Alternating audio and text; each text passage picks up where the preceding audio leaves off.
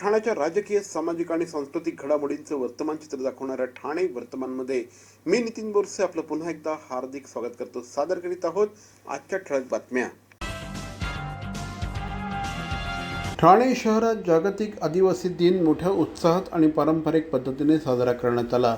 आदिवासी श्रमिक संघर्ष संघटना महाराष्ट्र राज्य यांच्या वतीने या कार्यक्रमाचं आयोजन करण्यात आलं होतं। भाईंदरपाडा ते कोट नाका या मार्गावर भव्य मोटरसायकल रॅली आणि शोभायात्रेचं आयोजन करण्यात आलं। या रॅलीमध्ये आदिवासी बांधव मोठ्या संख्येने सहभागी झाले। पारंपरिक वेशभूषा आणि घोषणांनी उत्साहपूर्ण वातावरणामुळे आदिवासी संस्कृतीची झलक यावेळेस बघायला मिळाली।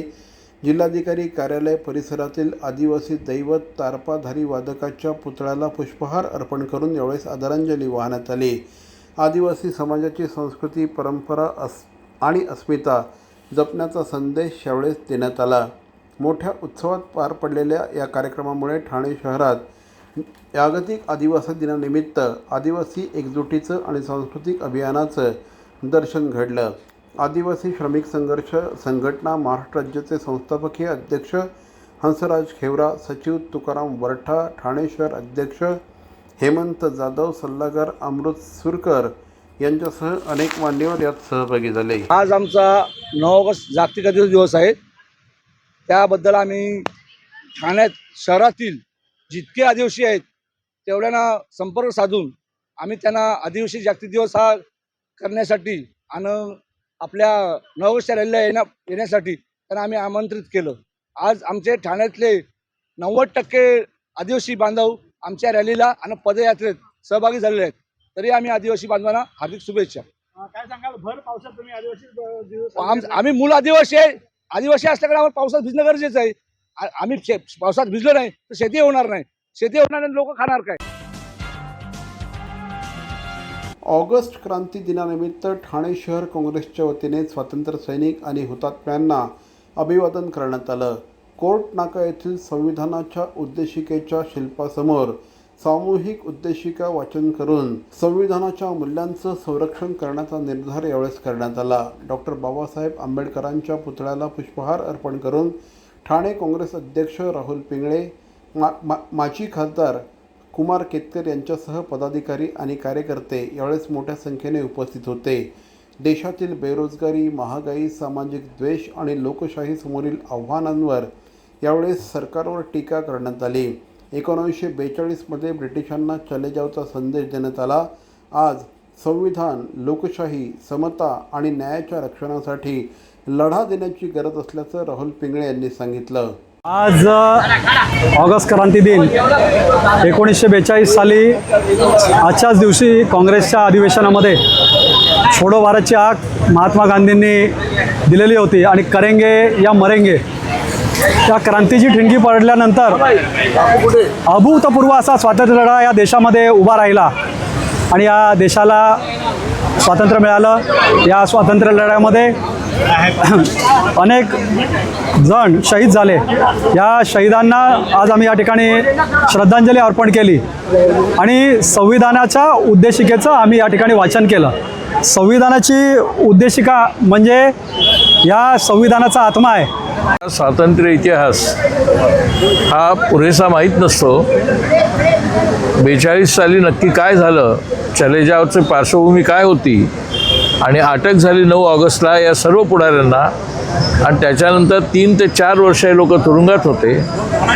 पंडित जवाहरलाल नेहरूंनी त्या तुरुंगवासामध्ये असताना त्यांचं सर्वात महत्त्वाचं पुस्तक लिहिलं म्हणजे डिस्कवरी ऑफ इंडिया। ते तुरुंगात असताना लिहिलं। त्यांना 3-3.5 वर्ष तुरुंगवास झाला होता। आत्ताचे राज्यकर्ते पंडित नेहरूंना शिव्या देण्यासाठी सर्व प्रयत्न करत असतात। जणू काही पंडित नेहरूंचा स्वातंत्र्य लढ्यात काही भूमिकाच नव्हती। 1 मे पासून सुरू असलेल्या हिंदू हृदय सम्राट बाळासाहेब ठाकरे मराठी शिकवणी अभियानाचा समारोप 17 ऑगस्ट रोजी राम गणेश गडकरी रंगायतन येथे होणार आहे। आत्तापर्यंत राज्यातील 1 लाखाहून अधिक अमराठी रिक्षा आणि टॅक्सी चालकांनी व्यावहारिक मराठी प्रशिक्षण पूर्ण केलं असल्याची माहिती परिवहन मंत्री प्रताप सरनाईक यांनी दिली। प्रशिक्षण पूर्ण केलेल्या चालकांचा समारोप कार्यक्रमात प्रमाणपत्रांचं वितरण करण्यात येणार आहे। महाराष्ट्रात व्यवसाय आणि रोजगार करताना मराठी भाषेचा सन्मान करणं आवश्यक असल्याचं सरनाईक यांनी यावेळी सांगितलं. केवळ प्रमाणपत्र असल्याने नियमांचं पालन झालं असं मानलं जाणार नसून RTO अधिकारी चालकांशी मराठीत संवाद साधतील, मराठीत उत्तर देणं देखील आवश्यक असल्याचं त्यांनी स्पष्ट केलं. हे सुद्धा तेवढंच गरजेचं आहे की आपल्या मराठी भाषिकांनी प्रवास करत असताना समोरचा जो आहे तो हिंदी भाषिकच आहे हे मनामध्ये ठेवून त्याच्याबरोबर हिंदीमध्ये संवाद साधणं सुद्धा अयोग्य आहे. आपल्या मराठी भाषिक प्रवाशांनी सुद्धा त्याच्याबरोबर मराठीमध्ये सुद्धा संवाद साधणं गरजेचं आहे. आम्ही ह्या पद्धतीने हे 105 दिवसाचं अभियान राबवलं आहे. मला असं वाटतं की आजपर्यंत गेल्या अनेक वर्षाचा इतिहास आहे, 36 वर्षापासून हा नियम आहे. मराठी भाषिक प्रवाशांनी जर त्या समोरच्या रिक्षा चालकाबरोबर मराठी भाषेमध्ये संवाद साधला असता तर आज ही वेळ आली नसती. ही सुद्धा वस्तुस्थिती आहे. कायद्यामध्ये जे लिहिलेलं आहे, कायद्यामध्ये जे जे करणं गरजेचं आहे त्या सर्व कायद्याचं पालन करून कारवाई करणार. सर्व नागरिकांना आवाहन करण्यात येत आहे की सध्या डासांमार्फत पसरणाऱ्या डेंग्यू या आजाराचा प्रसार रोखण्यासाठी प्रत्येकाने पुढीलप्रमाणे कार्यवाही करावी. डेंग्यू आजार एडिस इजिप्ती हा डास चावल्याने होतो. या डासांची पैदास साचलेल्या किंवा साचवलेल्या स्वच्छ पाण्यामध्ये होते. 8 दिवसांपेक्षा जास्त दिवस पाणी उघडे व साचून राहिल्यास त्यात डास अंडी घालतात. अंड्यांच्या अळ्या तयार होऊन पुढे डास तयार होतात. यासाठी आपल्या घरातील पाणी साठे उदाहरणार्थ बॅरल्स, पिंपे, टाक्या, हौद, रांजणे इत्यादी दर आठवड्याला रिकामे करून घासून पुसून कोरडे करून पुन्हा भरावे. 1 दिवस कोरडा दिवस म्हणून पाळावा. पाणी साठ्यांना घट्ट झाकणे बसवावीत किंवा जुनी साडी, चादर, धोतर यांनी बांधून झाकून ठेवावीत, म्हणजे डास त्यात जाऊन अंडी घालणार नाहीत. घराच्या गच्चीवर, आजूबाजूला, अंगणात कोठेही पाणी साचू देऊ नये. भंगार सामान उघड्यावर टाकू नये. उदाहरणार्थ टायर्स, प्लास्टिक सामान, कुंड्या, टाकाऊ वस्तू इत्यादी. अशा सामानात पावसाचे पाणी साठून त्यात डेंग्यूच्या डासांची पैदास होते.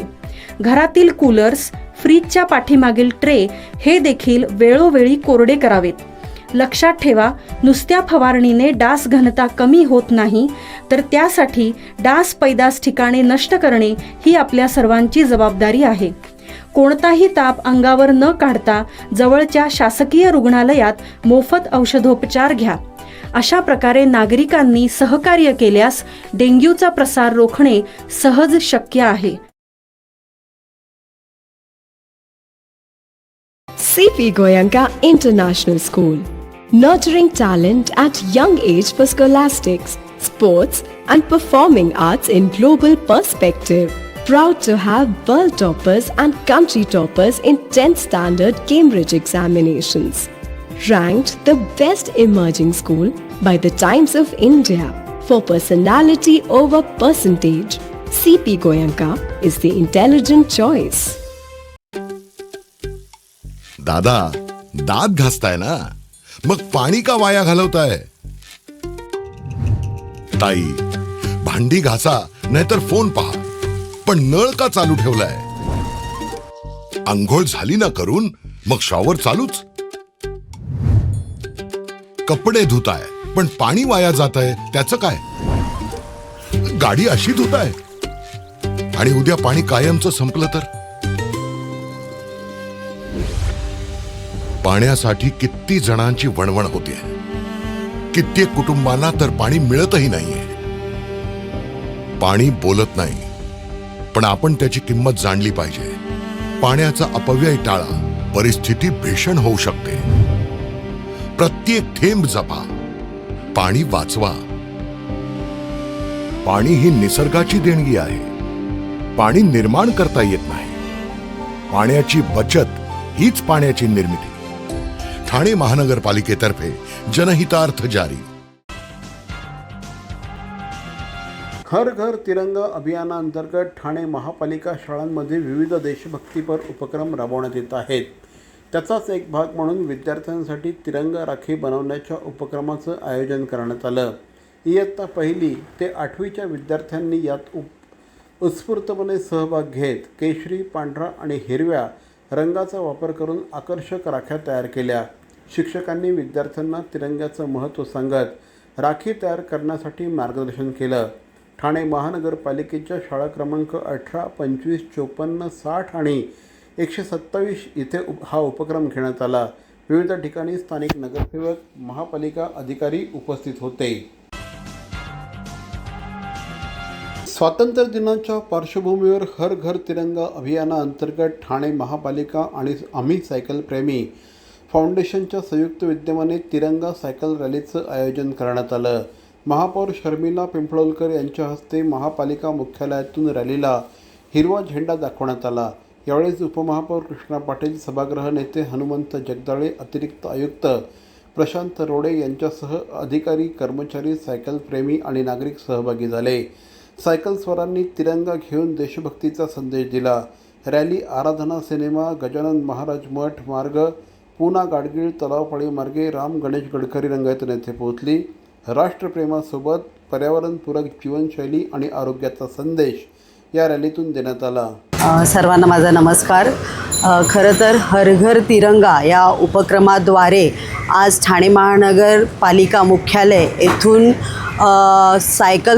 आम्ही सायकल स्वार संस्थेमार्फत आज ही सायकल रॅली इथून निघालेली आहे आणि ठाण्यातील विविध भागांमधून ही रॅली फिरणार आहे. आज हर घर तिरंगा या उपक्रमाद्वारे मी सर्वांना शुभेच्छा देते. इथेच थांबते. धन्यवाद. आज आपल्या देशाला स्वातंत्र्य होऊन जवळजवळ 80 वर्ष होत आलेली आहेत. या स्वातंत्र्य दिनाच्या अमृत महोत्सवानिमित्त केंद्र सरकार, राज्य सरकार आणि ठाणे महानगरपालिकेकडून हर घर तिरंगा हा उपक्रम राबवण्यात आलेला आहे. या उपक्रमाअंतर्गत ठाणे महानगरपालिका प्रशासन आणि आम्ही सायकल प्रेमी या संस्थेतर्फे आजपासून 7 दिवस कंटिन्यू हर घर तिरंगा हा उपक्रम राबवलेला आहे. त्याचा आज हा पहिला दिवस आहे आणि आज ह्या आम्ही सायकल प्रेमी या संस्थेकडून आणि महापालिका प्रशासनाच्या संयुक्त विद्यमाने महापालिका भवनातून ठाण्यातील विविध रस्त्यावरती एक प्रकारची स्वातंत्र्य दिनाचं स्वागत करण्याकरता व जनजागृती करण्याचा उपक्रम हाती राबवलेला आहे. स्वातंत्र्याच्या अमृत महोत्सवाच्या निमित्ताने या ठिकाणी ठाणे शहरातले आम्ही सायकल प्रेमी यांच्या वतीने हर घर तिरंगा रॅलीचं आयोजन केलं आहे. या हर घर तिरंगा रॅलीच्या आयोजनाच्या पाठीमागची भूमिका निश्चितच प्रकारे राष्ट्रीय हित लक्षात ठेवून हे प्रत्येक घरामध्ये या ठिकाणी अमृत महोत्सव जाण्याचा जो प्रयत्न आहे ते मी निश्चित प्रकारे धन्यवाद देईन की ठाणे शहरातल्या सायकल प्रेमींनी अशा प्रकारचं आयोजन केलं आहे.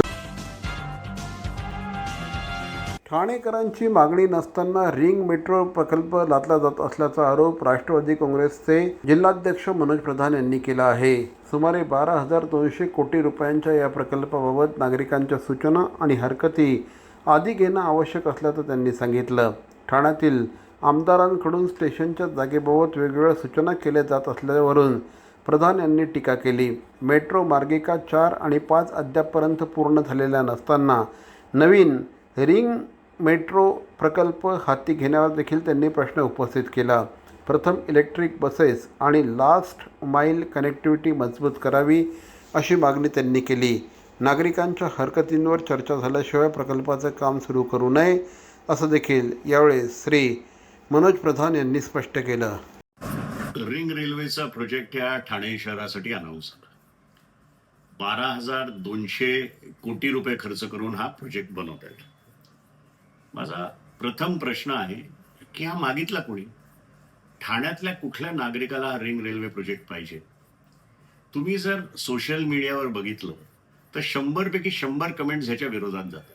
आणि त्याचं कारण की मेट्रो लाईन 4 आणि मेट्रो लाईन 5 गेले 10 वर्ष तुम्ही चालू करू शकलेले आणि ही नवीन रिंग रेल्वे तुम्ही सुरू करताय. मी पहिल्यांदा पण बोललोय की आपल्याकडे तुम्ही 1,000 कोटी रुपयाच्या इलेक्ट्रिक बसेस घ्या आणि लास्ट माईल कनेक्टिव्हिटी करा. पण आपलं शासन काय ऐकत नाही. आता ह्याच्यावर बोलायचं झालं तर मी थोडासा आपल्या ठाण्याच्या नागरिकांवरच आक्षेप घेतो. कारण काय, मी गेले कित्येक दिवस बघतोय सोसायटीवाले बाहेर पडतात रस्त्यावर, चांगली गोष्ट आहे, पण सांगतात काय, आमच्या समोर स्टेशन नको, 200 मीटर पुढे स्टेशन घेऊन जा. दुसरे सोसायटीवाले सांगतात ह्या रस्त्यावर नका घेऊ, मागच्या रस्त्यावर नका. तर मंडळी, या होत्या आजच्या ठळक बातम्या. आजचा एपिसोड आपल्याला कसा वाटला आम्हाला जरूर कळवा. आमचा पत्ता आहे Dadoji Konde stadium, shop number 16, Khatan road, Thane पश्चिम. दूरध्वनी क्रमांक 9820939420. तर मग पुन्हा भेटू उद्या याच वेळी याच ठिकाणी ठाणे वर्तमानमध्ये. तोपर्यंत धन्यवाद. जय हिंद, जय महाराष्ट्र.